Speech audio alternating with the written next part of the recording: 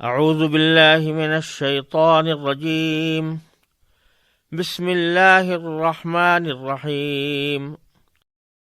يوم يجمع الله الرسل فيقول ماذا أجبتم قالوا لا علم لنا إنك أنت علام الغيوب إذ قال الله يا عيسى ابن مريم اذكر نعمتي عليك وعلى والدتك إذ أيدتك بروح القدس تكلم الناس في المهد وكهلا وإذ علمتك الكتاب والحكمة والتوراة والإنجيل وإذ تخلق من الطين كهيئة الطير بإذني فتنفخ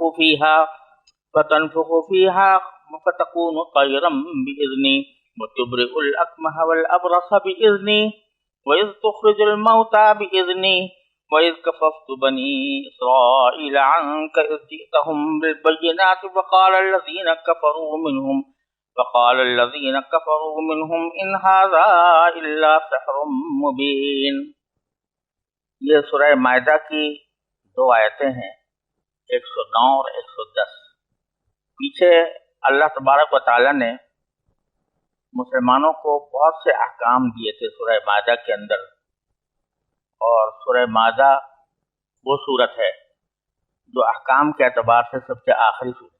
یعنی اللہ تعالیٰ نے جو احکام نازل فرمائے ہیں وہ سورہ مائدہ میں سب سے آخر میں بہت سے احکام نازل فرمائے ہیں جو محکم ہیں، اور وہ سورہ مائدہ اس لحاظ سے احکام کے اعتبار سے آخری سورت ہے.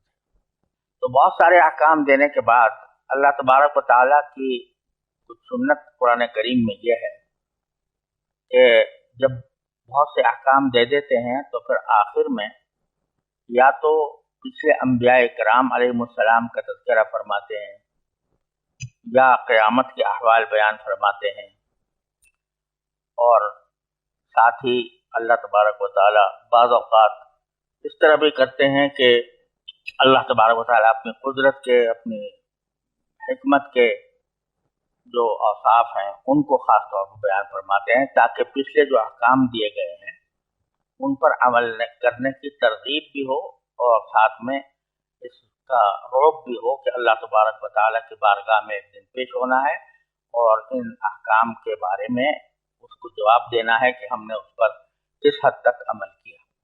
چنانچہ یہاں اللہ تبارک و تعالیٰ نے قیامت کا ذکر فرمایا ہے اور میدان حشر کے کچھ مناظر بتائے ہیں، اور اسی ضمن میں حضرت عیسیٰ ابن مریم علیہ السلام کا بھی ذکر فرمایا ہے.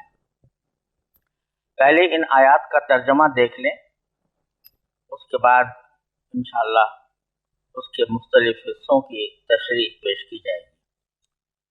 فرمایا وہ دن یاد کرو جب اللہ تمام رسولوں کو جمع کرے گا اور کہے گا کہ تمہیں کیا جواب دیا گیا تھا. وہ کہیں گے کہ ہمیں کچھ علم نہیں، پوشیدہ باتوں کا تمام تر علم تو آپ ہی کے پاس ہے.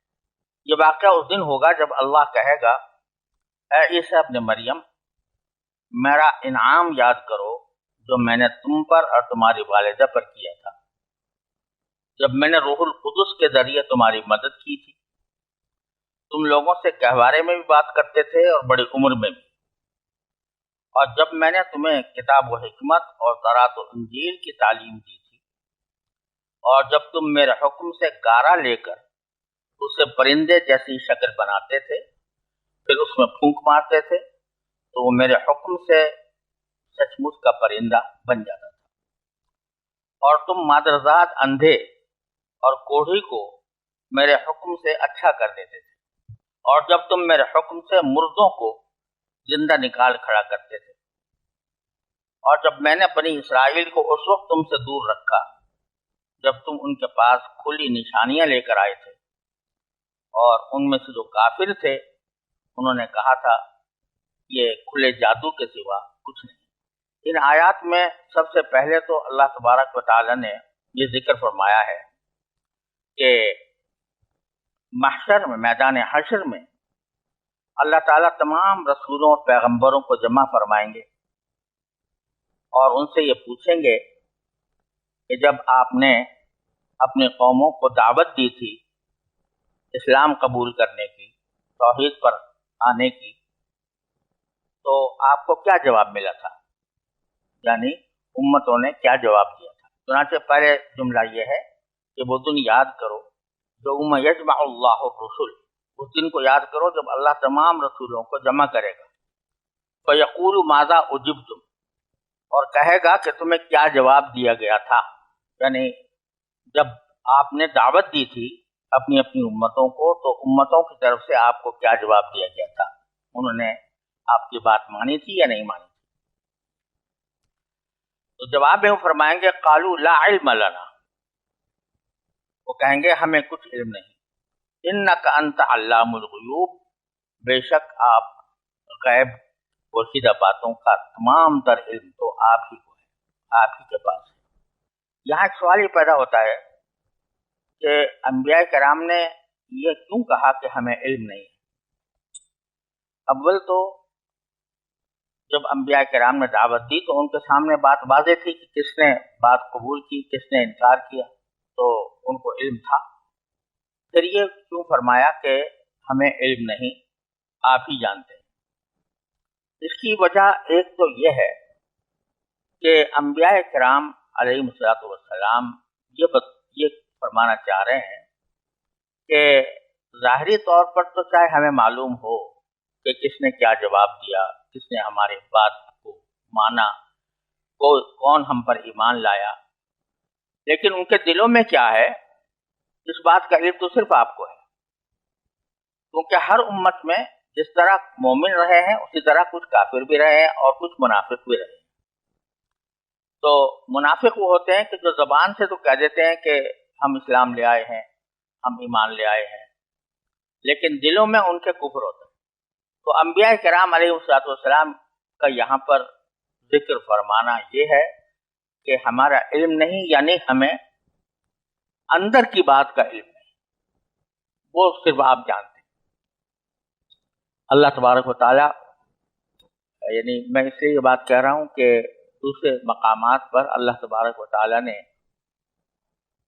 यह जिक्र फरमाया है कि अंबिया किराम अपनी अपनी उम्मतों के बारे में गवाही देंगे, क्योंकि हम उनको बुलाया जाएगा तो उम्मतों के बारे में गवाही देंगे। जब उनको गवाही देने के लिए बुलाया जा रहा है और उनसे कहा जा रहा है कि बताइए कि उम्मत वालों ने क्या जवाब दिया था, तो बज़ाहिर ये जुमला कि ला इल्म लना ये उसके खिलाफ मालूम होता है, लेकिन दरहकीकत ये शुरू का जवाब है।